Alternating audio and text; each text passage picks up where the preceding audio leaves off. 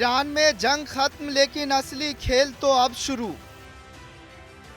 Khamenei शासन के लिए आगे की राह आसान नहीं। विपक्षी ताकतों की आवाज बुलंद। जंग में अकेला पड़ा ईरान। इजराइल और ईरान के बीच 12 तक चली जंग अब खत्म हो चुकी है, लेकिन इस लड़ाई में ईरान को काफी नुकसान हुआ है।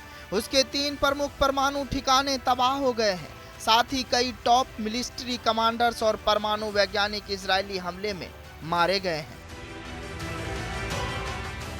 सबसे गंभीर चिंता यह है कि इजराइल की हिट लिस्ट में ईरानी सुप्रीम लीडर अयतोल्लाह अली खामेनी भी शामिल थे, जिनकी हत्या का प्लान अमेरिका की दखल के बाद रद्द कर दिया गया। ऐसे में अब ईरान में खामेनेई शासन के लिए आगे की राह बहुत मुश्किल नजर आ रही है। इजरायली हमले और फिर अमेरिका की एंट्री ने इस जंग में ईरान को पस्त कर दिया है।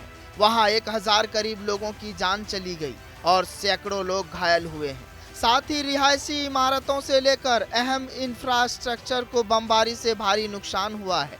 ऐसे में वहां की जनता के भीतर शासन को लेकर असंतोष पैदा हो गया है। ईरान में पहले से ही खामेनेई शासन के खिलाफ जनता, खासकर युवा और महिलाओं में गुस्सा है।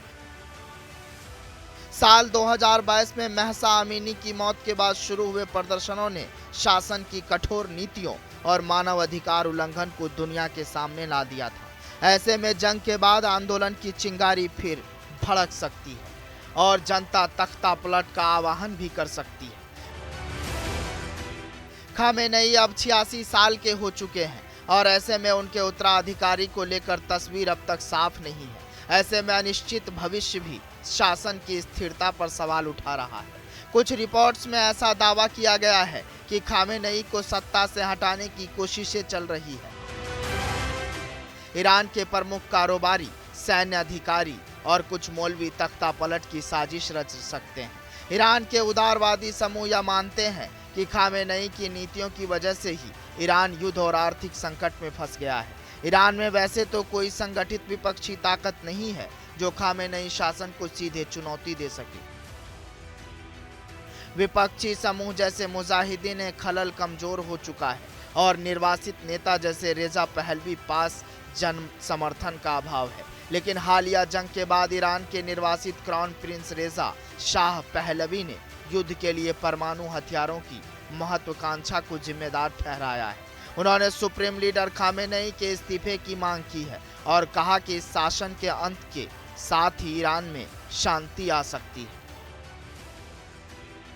पहलवी ने कहा कि परमाणु हथियारों की चाह ईरान में अशांति की सबसे बड़ी वजह है, जिसने जनता के हितों को ताक पर रख दिया है। उन्होंने कहा कि खामेनेई और उनका ढलता आतंकी शासन ईरान को विफल बना चुका है। जंग के बीच पहलवी ने खामेनेई से अपील करते हुए कहा है कि अपने अंडरग्राउंड बंकर से निकलकर ईरानी जनता के हित में पद से इस्तीफा दे, ताकि ईरानी शांति और समृद्धि का दौर शुरू हो सके। इस अपील के बाद ईरान के नागरिक समूहों की तरफ से पहलवी को समर्थन मिलने की उम्मीद है, जिससे खामेनेई को सत्ता से बेदखल करने का रास्ता साफ हो सकता है। आप इस मुद्दे को लेकर क्या सोच रहे हैं, कमेंट कर बताइएगा। रिपोर्ट जनता तक।